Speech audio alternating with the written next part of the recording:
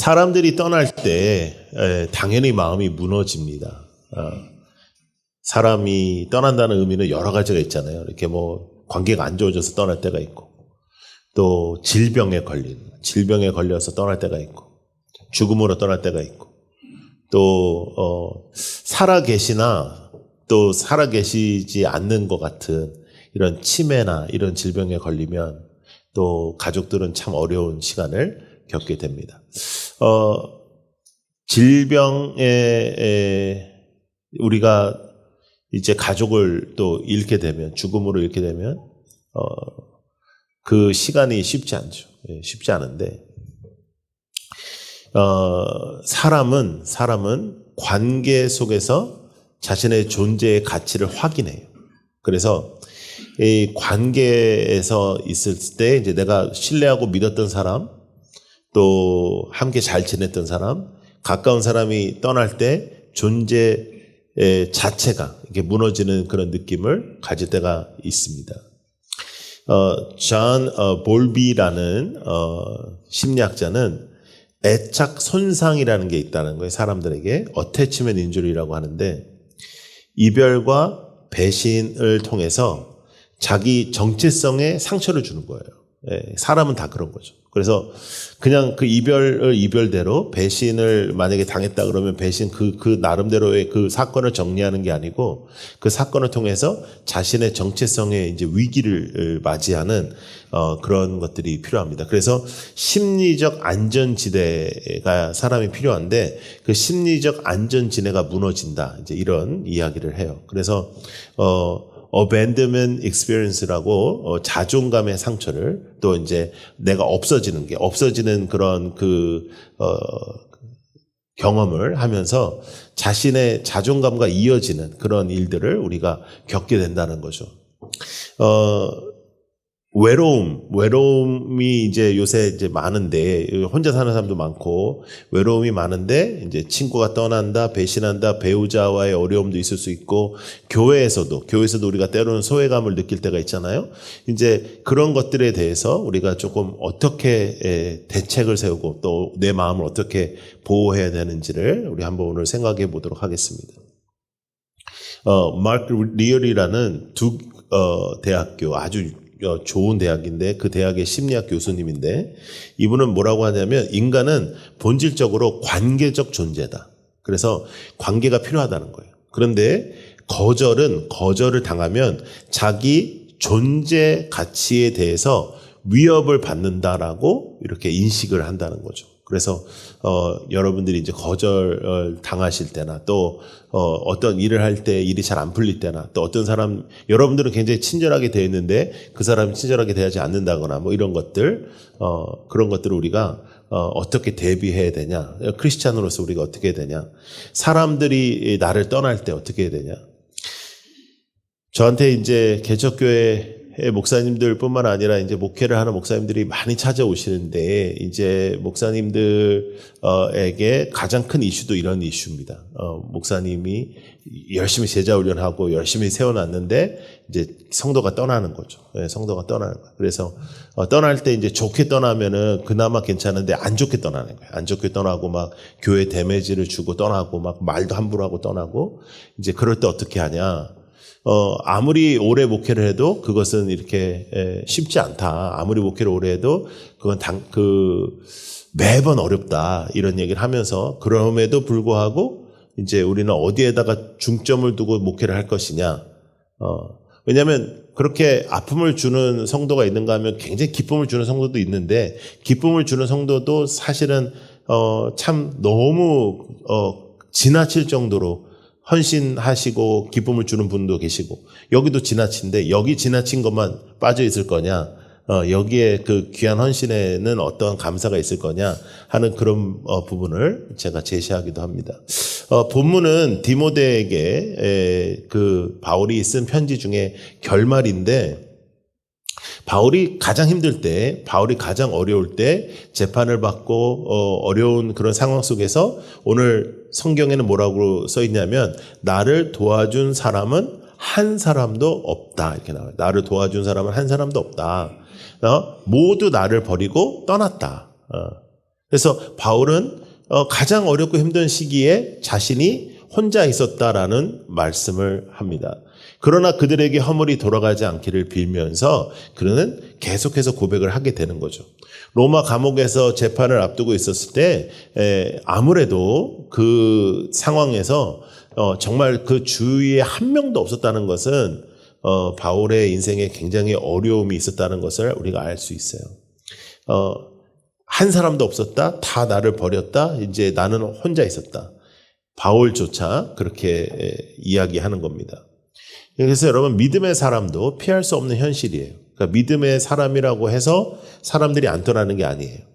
여러분들이 잘못 살았기 때문에, 여러분들이 잘못했기 때문에만 사람이 떠나는 건 아니에요. 때로는 우리가 잘못해서 사람이 떠나기도 하지만 최선을 다했는데, 믿음 생활도 열심히 했는데, 하나님의 뜻을 붙잡았는데 때로는 어려운 일들, 또 특별히 관계적인 어려운 일들이 생기기도 합니다. 그래서 이런 상황에 대해서 우리는 어떻게 대응할 거냐.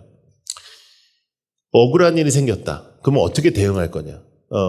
나는 이 문제를 이해하지 못하겠다. 어떻게 대응할 거냐. 가장 이제 미련한 것이 이제 자신만의 동굴을 파고 더 깊이 홀로 외롭게 있는 것이다. 그래서 하나님께서 원하시는 그러한 어떠한 관계적인 회복이나 이런 것을 추구하지 않고 오히려 그냥 자신의 동굴로 가는 것들, 그런 것들이 이제 사실은 우리에게 상당히 많습니다. 그건 굉장히 잘못된 거예요. 여호와는 나를 어떻게 대하시는지를 기억해야 됩니다. 시편 27편 10절. 자, 읽어요. 시작. 나의 아버지와 나의 어머니는 나를 버려도 주님은 나를, 다윗이 고백하는 겁니다. 주님은 나를 돌보아 주십니다. 주님께서 나를 이 세상에 부모가 자녀를 버리는 일은 거의 없는데, 부모가 자녀를 버릴지라도, 그런 일이 벌어질지라도 주님은 나를 돌보아 주십니다. 하나님이 나를 수용하신다, 책임지신다, 이런 뜻이에요. 돌보아 주신다. 이게 수용한다, 책임져 준다. 수용한다는 단어가 굉장히 중요하죠. 왜냐하면 하나님이 우리를 보실 때 우리가 수용 가능하지 못한 짓을 많이 하는데 하나님께서 우리를 수용하신다. 하나님 우리 책임져 주신다. 그래서 주께서 내 곁에 서서 나에게 힘을 주신다라고 오늘도 말씀하고 있는 겁니다. 그래서 주님께서 내 곁에 계신다. 주님께서 나에게 힘을 주신다. 나의 힘의 원천은 주님이다. 사람이 아니다. 주님이다. 그런데 거기에다가 더 붙여야 되는 것은 하나님이 나에게 허락하신 그 관계성에 대해서도 최선을 다하는 것이다. 최선을 다하는 것이지 그것이 완벽하게 이루어질 수는 없다는 거예요. 로마서 8장 말씀. 자, 시작. 나는 확신합니다. 죽음도 삶도 천사들도 권세자들도 현재일도 장래일도 능력도 높음도 깊음도 그 밖에 어떤 피조물도 우리 주 예수 그리스도 안에 있는 하나님의 사랑에서 끊을 수 없다. 하나님의 사랑에서 끊어지지 않는다. 어떤 상황에서도, 어떤 배신에서도, 어떤 아픔에서도 하나님의 사랑에서 끊을 수 없다. 하나님의 사랑 안에만 있으면 괜찮다. 하나님의 사랑 안에 있는 것을 우리가 붙잡는 것이다.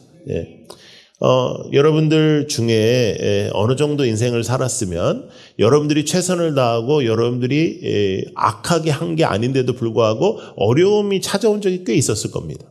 관계적인 어려움이나 오해나 이런 것들이 온 적이 있었을 겁니다. 그것을 대할 때 물론 나에게 잘못이 있는지를 한번 돌아보는 것은 당연한 일이지만 정말 내가 이해할 수 없는 일이다. 이거는 나는 정말 그런 의도한 적이 없다 할 때 어떠한 사람에게 소망을 두는 것이 아니라 하나님의 사랑 안에서 하나님께서 나를 오늘도 붙잡고 계신다는 것을 붙잡고 하나님께서 원하시는 것을 붙잡고 살아가는, 그래서 지속적 하나님의 말씀과 하나님의 관계성을 통해서 하나님께서 원하시는 삶을 사는 것입니다. 어떤 사건은 우리가 뛰어넘어가야 될 때가 있어요. 이게 이해가 안 되는 사건들이 있어요. 근데 이건 뛰어넘어가야 되는데 이 사건에 머물러서 신앙적으로도 타락하는 그런 인생을 살지 않는 것. 그건 미숙한 거예요. 아직 어린아이인 거죠. 내가 속상하다? 그래서 예배 안 드려요. 내가 속상하다? 그래서 교회 안 와. 그건 미숙한 거예요. 그건 애예요, 애. 아직 나이만 먹은 거라고는. 그런 것을 성숙하게 하나님과의 관계성을 통해서 세상의 일들을 풀어가는 것. 그것이 신앙입니다. 하나님의 말씀을 통해서 세상의 일을 풀어가는 것. 그것이 하나님의 뜻이라. 근데 예수님도 배신 당하셨고 예수님도 아픔을 당하셨고 예수님도 고난을 당하셨는데 우리가 그런 것이 없이 살아갈 수 없다. 그럼에도 불구하고 이제 조심해야 되는 거는 이제 우리가 잘못해가지고 누군가에게 상처 주는 거 이건 조심해야 되겠지만 때로는 여러분들에게 느닷없이 찾아오는 그런 아픔들에 대해서 동굴 파지 말고 하나님 앞에 나아간다. 아멘. 동굴을 안 파는 게 중요합니다. 예, 혼자서 깊은 동굴을 파서 외로움과 어둠 속에 갇혀가지고 거기서 그냥 동굴에다가 들어간 것뿐만 아니라 그냥 큰 돌을 갖다가 동굴 앞에다 박아놔가지고 아무도 못 들어오게 해서 거기서 헤매는 그런 인생 살지 마라. 예. 그거는 좋은 게 아니에요. 예. 하나님께 기도하고 하나님 앞에 나아가고 모든 상황은 다 이해가 가능하지 않다. 사도 바울이 사람들이 다 떠났는데 사람들이 다 떠나고 변론한 한 사람들 도와주는 사람들 한 명도 없는데 하나님께 이렇게 말해요. 주님께서 내 곁에 서셔서 17절 주님께서 내 곁에 서셔서 나에게 뭘 줘요? 힘을 주셨다는 거예요. 그러니까 사람들이 나를 다 떠났어. 그런데 바울이 잘못한 건 없잖아요. 다 떠났어요. 그렇게 동맹을 이루고 동역하자고 했던 사람들이 다 떠났어. 그런데 나에게 힘을 주신 분은 예수 그리스도이시다. 그것은 나를 통하여 전도의 말씀이 완전히 전파되게 하시려고 한 것이다. 그 사명으로 붙잡는 거예요. 우리가 지난주에도 비교 대신에 우리가 사명 중심으로 산다 그랬잖아요. 그러니까 사명을 가지고 살아가는 사람들은 이런 상황을 뛰어넘을 수가 있다는 거죠. 그 상황을 뛰어넘는 그런 모습이 우리에게 필요한 겁니다. 예수님은 나의 변호인입니다. 그게 성경에 등장하는 예수님의 롤이에요. 예수님께서 하나님 앞에서 나를 변호해 주신다. 예. 그러니까 진정한 변호인은 예수님밖에 없는 거예요. 그래서 복음의 위로를 붙잡고 살아간다. 근데 동굴 파지 않는 게 중요한데 왜냐하면 외로움이 얼마나 건강에 안 좋냐면 외로움을 느끼는 그 상태가 담배를 15개 정도 계속해서 연속으로 피는 거랑 비슷하대요.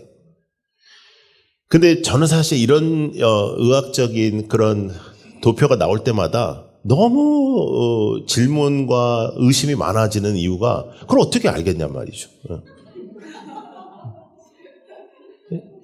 그냥 내가 볼 때는 의사들이 그냥 이렇게 상상하는 거 아닌가 싶은데 근데 하여간 그렇대요. 그러니까 담배를 15개 치는 거랑 외로움이랑. 근데 제가 볼 때는 외로움이 더 힘들지 않을까 이렇게 생각하는데 또 왜냐하면 담배를 좋아하는 사람은 15개를 피는 게 어렵지 않지 않을까요? 근데 하여간 잘 모르겠어요. 근데 하여간 이걸로 어떻게 이게 풀이가 될지 모르겠는데 하여간 그런 글이 있더라고요. 네. 마태복음 27장 46절 말씀. 시작. 3시쯤에 예수께서 큰 소리로 부르짖어 말씀하셨다. 엘리 엘리 라마 사박다니. 그것은 나의 하나님 어찌하여 나를 버리셨습니까? 라는 뜻입니다. 예수님께서도 마지막 십자가에 달려서 돌아가실 때 육신의 고백은 처절한 외로움이었습니다. 우리가 하나님께 영원히 받아들여지게 하시려고 그는 그 외로움의 시간을 견디셨습니다. 그래서 때로는 우리의 외로움의 시간은 하나님과 1대1의 시간으로 발전되지 않으면 아무 쓸짝에도 없는 거예요. 그러니까 동굴에 들어가지 마라, 혼자서 그렇게 지내지 마라. 그러나 하나님께 나와라. 어려움에 처한다? 하나님께 나와라. 외로움에 처한다? 하나님께 나와라. 배신당했다? 하나님께 나와라. 속상하다? 하나님께 나와라.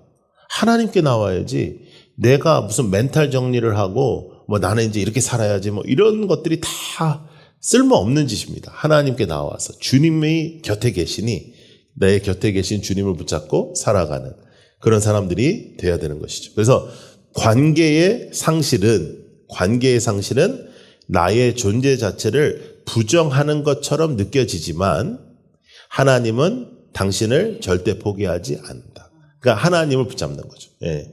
그러니까 믿음을 더 붙잡는 거예요. 그러니까 믿음을 붙잡고 살아가는 것이다. 자, 바울의 선택을 우리가 한번 볼게요. 바울이 어떻게 선택했냐. 사람들이 나를 다 떠났어.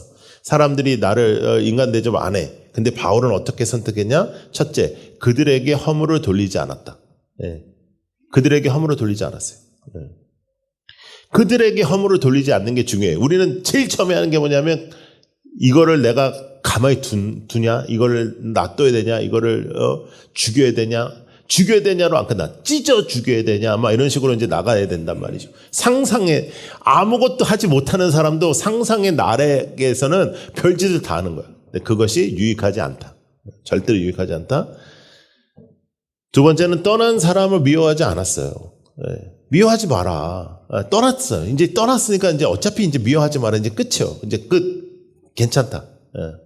미워하지 마라. 그리고 그가 택한 건 뭐냐면 주님의 품에 안겼어요. 주님의 품에.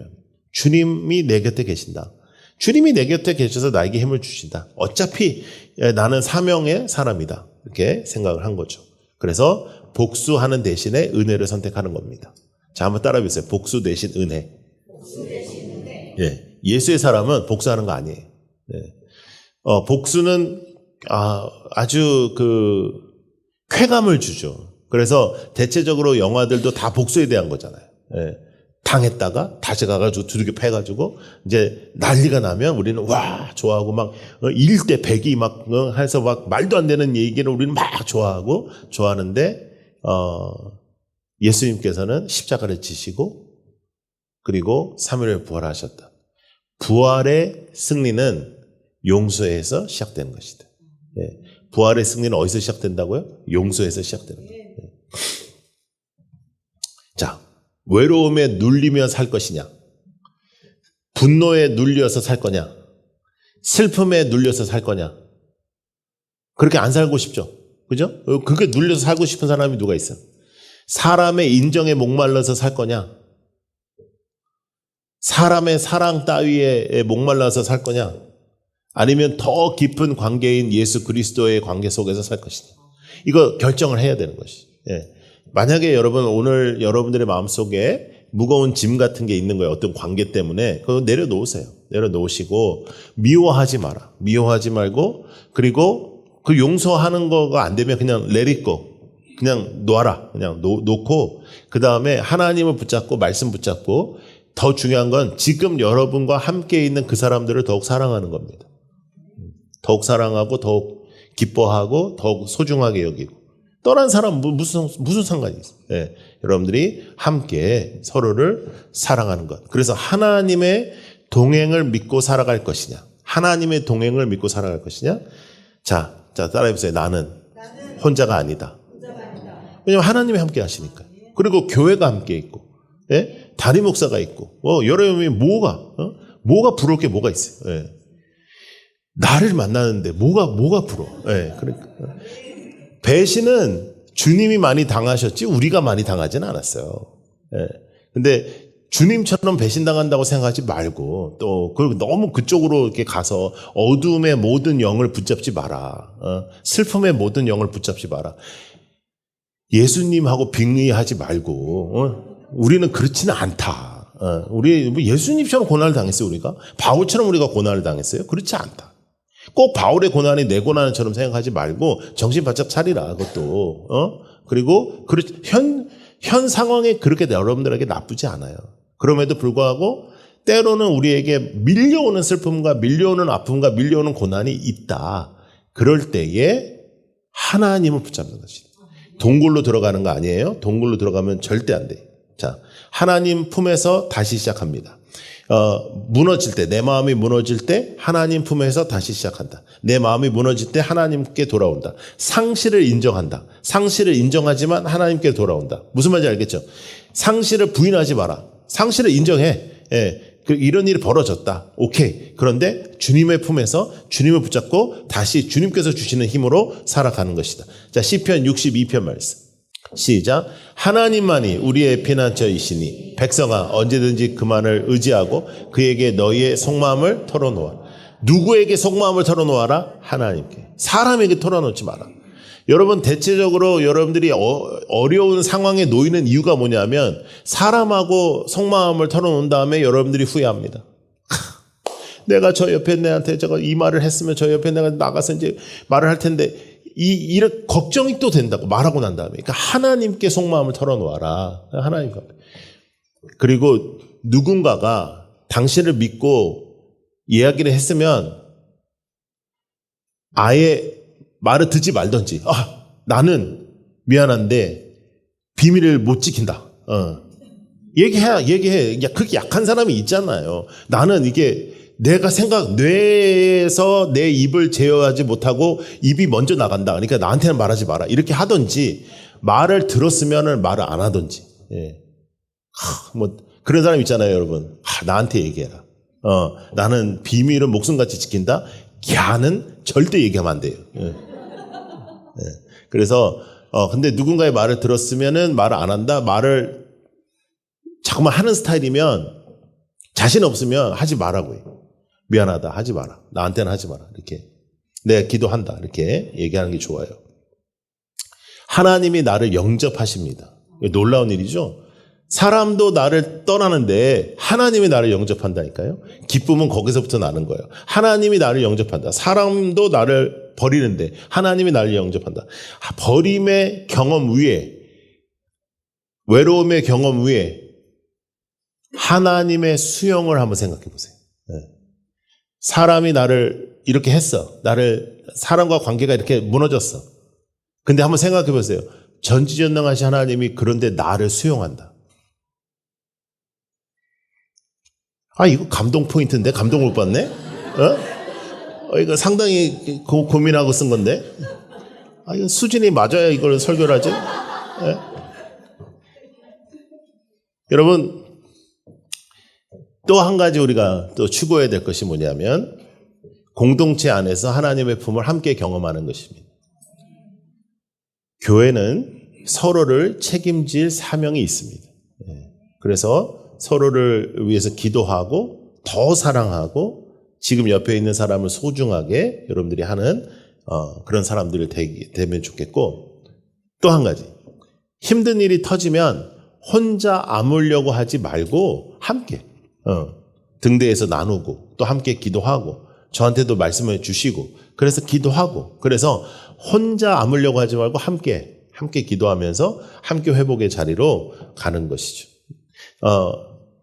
우리가 잘 아는 탕자의 비유를 보면은 그 작은 아들이 돌아올 때 아버지는 방에서 기다리고 계신 게 아니었습니다.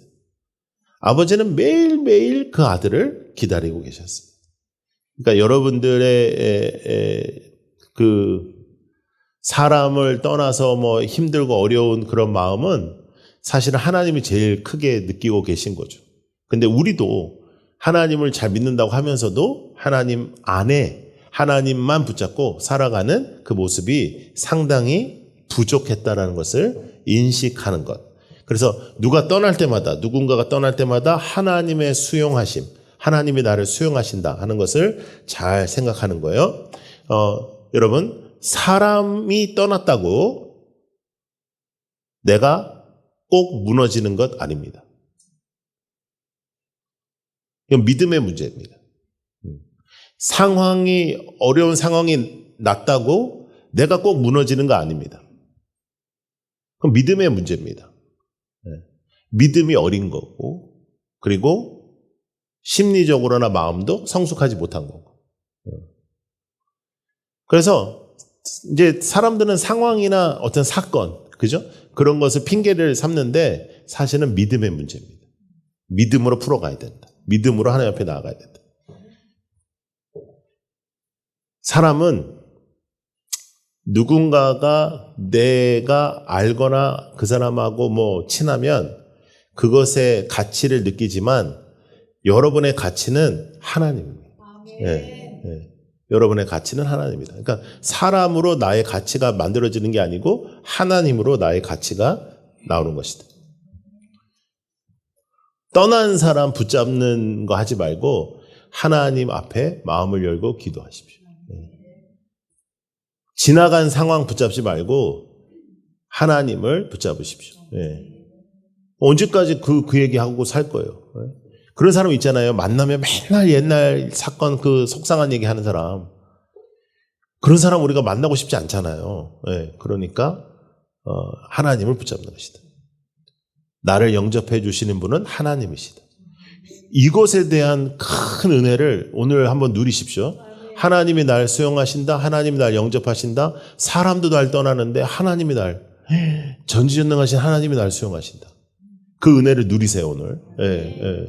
사건, 상황, 거기서 헤매지 말고.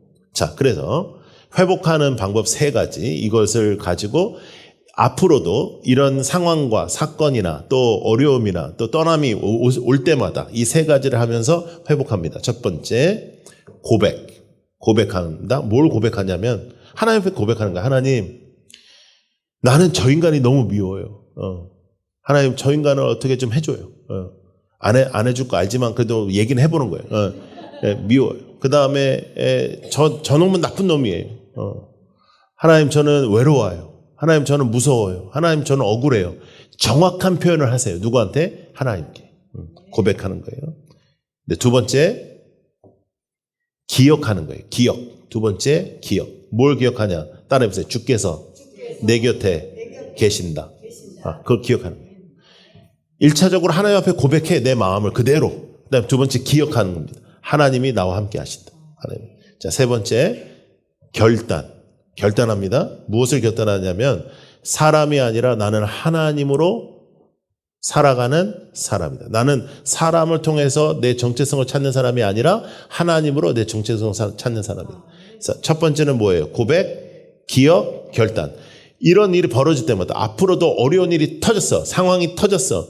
개떡 같은 일이 벌어졌어. 말도 안 되는 일이 벌어졌다. 그럴 때 하나님께 고백하고 기억한다. 하나님이 나와 함께 하신다. 3번째, 결단한다. 난 하나님과 간다. 나는 이 상황에 잡히지 않는다. 나는 이 일에 잡히지 않는다. 나는 이 어려움에 잡히지 않는다. 그래서 제일 좋은 거는 어려운 상황이 하나님께 가까이 할 수 있는 기회가 되는 것.